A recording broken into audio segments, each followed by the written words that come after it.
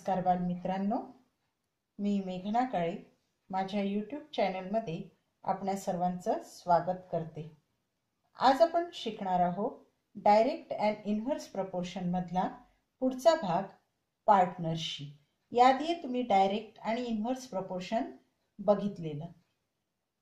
आता before going towards partnership, let's understand some terms. Partnership कडे वळण्याआधी काही टर्म्स आपल्याला समजून घ्याव्या लागेल। आता पार्टनरशिप म्हणजे काय नेमकं? सपोज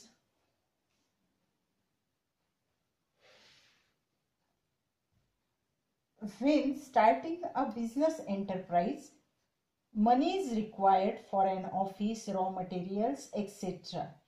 म्हणजेच कुठलाही धंदा सुरू करण्यापूर्वी आपल्याला त्यामध्ये काही रक्कम गुंतवावी लागते।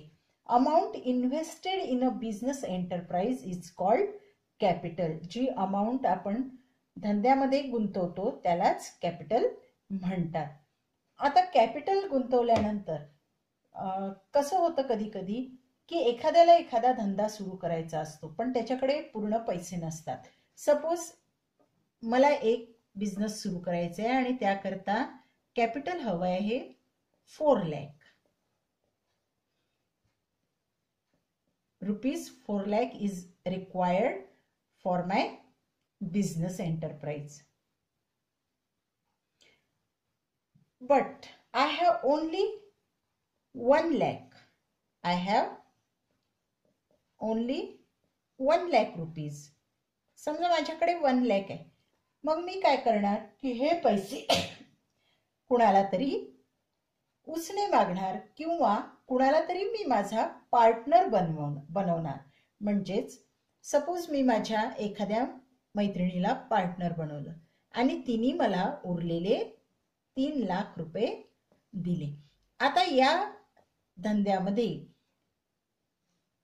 माझी जी इन्व्हेस्टमेंट आहे ती एक भाग आहे, परंतु माझ्या मैत्रिणीची इन्व्हेस्टमेंट ही 3 भाग आहे। म्हणजेच आमच्या पार्टनर इन्व्हेस्टमेंटचा रेशो हा 1:3 आहे। माझी इन्व्हेस्टमेंट एक भाग आणि 3 भाग माझ्या मैत्रिणीची इन्व्हेस्टमेंट आहे। मग मला जो प्रॉफिट होतो धंद्यामध्ये तो प्रॉफिट डिस्ट्रीब्यूट करताना मला एकच भाग घ्यावा लागेल त्या नफ्यामधला आणि 3 भाग माझ्या मैत्रिणीला द्यावा लागेल। सपोज मला at the end of year I have rupees 1 lakh as my profit. माझं प्रॉफिट आहे rupees 1 lakh. I have rupees 1 lakh in terms of profit. मग आता हे 1 lakh हा जो प्रॉफिट झालाय तो वाटताना मला याचा एकच भाग प्रॉफिट घ्यावा लागेल। म्हणजे मला रुपीज 25,000 हा एकच भाग प्रॉफिट मला मिळेल आणि रुपीज 75,000 म्हणजेच 3 भाग प्रॉफिट माझ्या मैत्रिणीला मिळेल। And this is what the partnership is.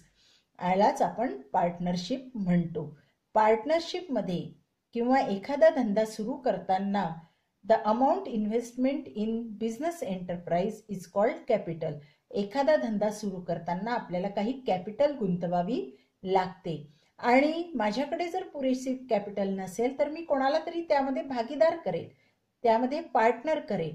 पण at the end of year जो काही प्रॉफिट मला मिळेल तो प्रॉफिट इन्व्हेस्टमेंटच्या रेशोमध्येच मिळणार। या ठिकाणी मी एक एक्झाम्पल घेऊन तुम्हाला समजून सांगितलेलं आहे। आता यावरचे एक्झाम्पल सोडवायचे कसे? Let's see. Jaya, Seema, Nikhil and Nilesh investment rupees 3,60,000 in a business in proportion 3:4, 4:7, 7:6. आता या धंद्यामध्ये जया, सीमा, निखिल आणि निलेश यांनी काही कॅपिटल इन्व्हेस्ट केली 3,60,000, पण त्यांचे भाग कसे आहेत?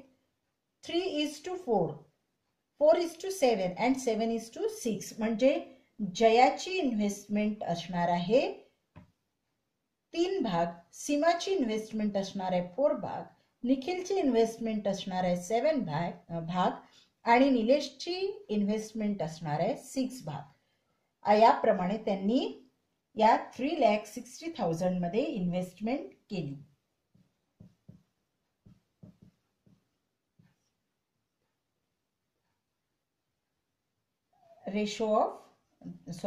the proportion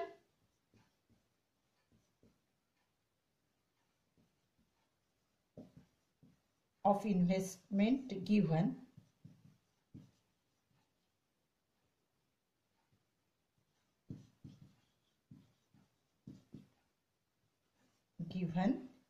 is 3:4, 4:7 and 7:6, and total investment is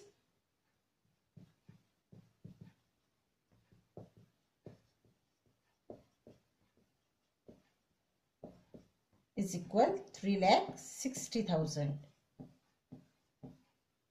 आता या प्रत्येकाच्या भागाची जर आपण बेरीज केली, ती बेरीज म्हणजे काय असणार आहे, हे 3,60,000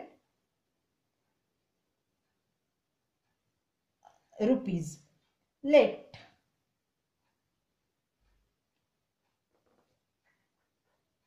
the investment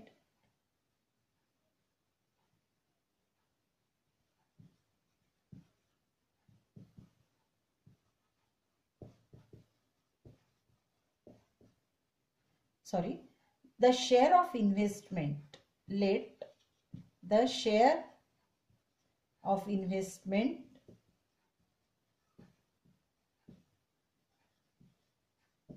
be X. Therefore, मग आता प्रत्येकाचा शेअर काय आहे, जयाचा शेअर आहे 3 पार्ट. मग आता आपण सध्या घेतोय इन्व्हेस्टमेंट चा शेअर X घेतोय, म्हणजे जयाची इन्व्हेस्टमेंट किती असणार आहे 3x. त्यानंतर सीमाची इन्व्हेस्टमेंट आहे 4 पार्ट, म्हणजे सीमाची इन्व्हेस्टमेंट असणार आहे 4x, निखिलची इन्व्हेस्टमेंट असणार आहे 6x आणि 7x आणि निलेशची इन्व्हेस्टमेंट असणार आहे 6x.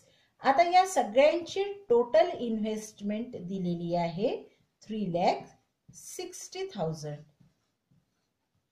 3,60,000. आता हे इक्वेशन सॉल्व करा.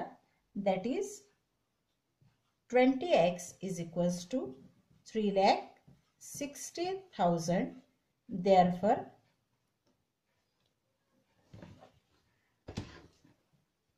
x is equals to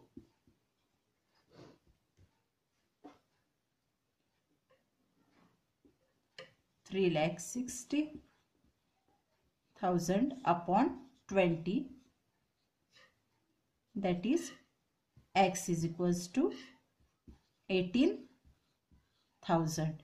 म्हणजे जो इन्व्हेस्टमेंटचा शेअर आलेला आहे, आपण एक शेअर जो कन्सिडर केलाय तो 18,000 रुपीज आलेला आहे. आता पुढे काय विचारले गेले आहे आपल्याला, इथपर्यंत आपण सोडवलं. आता वर्ड प्रॉब्लेम सोडवताना एक कायम लक्षात ठेवायचं की गणित वाचायचं आणि दिलेल्या इन्फॉर्मेशन प्रमाणे मांडणी करून सॉल्व करायचं. इथपर्यंत आपण सॉल्व केला. आता पुढे what was Jaya's actual share in capital. आता आपल्याला जयाचा शेअर विचारलाय कॅपिटल मधला. जयाने किती भाग इन्व्हेस्ट केले आहे, 3 भाग इन्व्हेस्ट केलेले आहे. मग आता जयाचे इन्व्हेस्टमेंट काढण्याकरता आपल्याला माहिती आहे की इन्व्हेस्टमेंट मधला शेअर आलेला आहे 18,000. Therefore Jaya's investment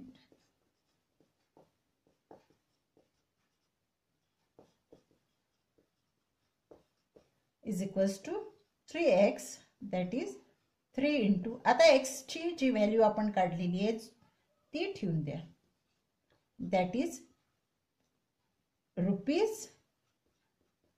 ₹54,000. ही जयाची इन्व्हेस्टमेंट आपल्याला मिळाली. आता पुढे काय म्हणत आहेत ते की they made a profit of 12%. 12% profit त्यांनी गेन केलेला आहे. 12% प्रॉफिट हा गेन केलेला आहे. आता हा जो 12% प्रॉफिट गेन झालेला आहे तो टोटल इन्व्हेस्टमेंटवर झालेला आहे आणि टोटल इन्व्हेस्टमेंट आपली आहे ₹3,60,000. आता इथे एक कायम लक्षात ठेवायचं की जो काही प्रॉफिट होतो आहे तो प्रॉफिट हा नेहमी इन्व्हेस्टमेंटवर होणार आहे. So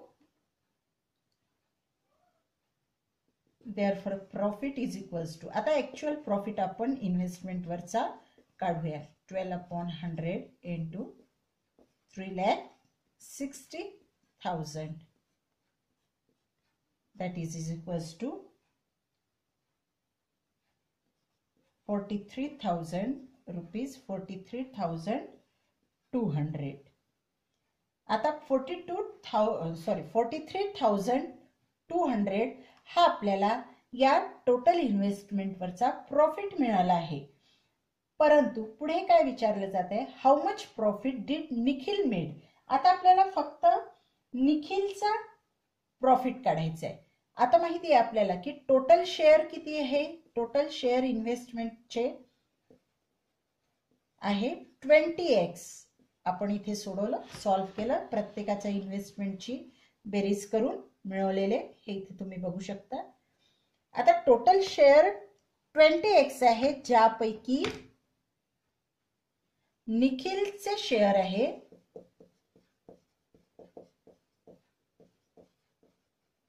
is equals to 7x. या 20x शेअर मधून निखिलच्या प्रॉफिटचे शेअर राहणार 20x, कारण ही टोटल इन्व्हेस्टमेंट आहे. 20x ही 20x भागामधली टोटल इन्व्हेस्टमेंट आहे. त्या टोटल इन्व्हेस्टमेंट मधले निखिलचे शेअर असणार आहे 7x.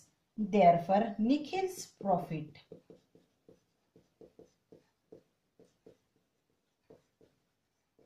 इज इक्वल, आता टोटल इन्व्हेस्टमेंटचे शेअर आहेत 20x, त्यापैकी निखिलचे आहे 7x. आता हे जे शेअर आहे आपल्याला प्रॉफिट काढायचा आहे निखिलचा, म्हणून आपण याला हे शेअर काढणार आहोत टोटल प्रॉफिट मधून. कारण आपल्याला आता इन्व्हेस्टमेंटचा विचार नाही करायचा आहे, आपल्याला आता प्रॉफिटचा विचार करायचा आहे. म्हणून आपण प्रॉफिटचे मधला शेअर काढणार. दॅट इज इक्वल्स टू, या ठिकाणी आपण हे मल्टिप्लिकेशन 7 इंटू 4,320/2 हे सॉल्व्ह केल्यानंतर आपल्याला मिळणार आहे ₹15,120. Therefore Nikhil's share in the profit is ₹15,120. यानंतर आपल्याला जे काही विचारलं होतं ते आन्सर मध्ये लिहायचं. देअरफॉर आपल्याला विचारलं होतं Jaya's investment. Therefore Jaya's investment is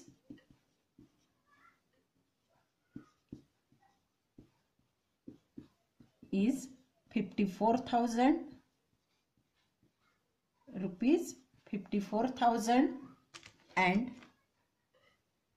and Nikhil's profit is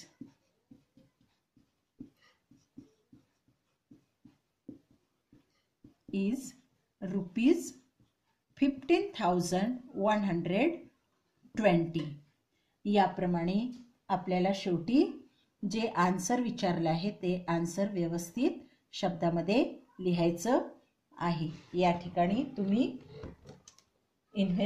partnership वर असे गणित सॉल्व्ह करू शकता. त्यामध्ये काहीच नाही, फक्त लक्षात काय घ्यायचंय की इन्व्हेस्टमेंट किती आहे आणि प्रत्येकाचं प्रपोर्शन किती आहे. इन्व्हेस्टमेंटचं प्रपोर्शन ऍड करून तुम्ही पुढचे गणित सॉल्व्ह करू शकता. थँक्यू.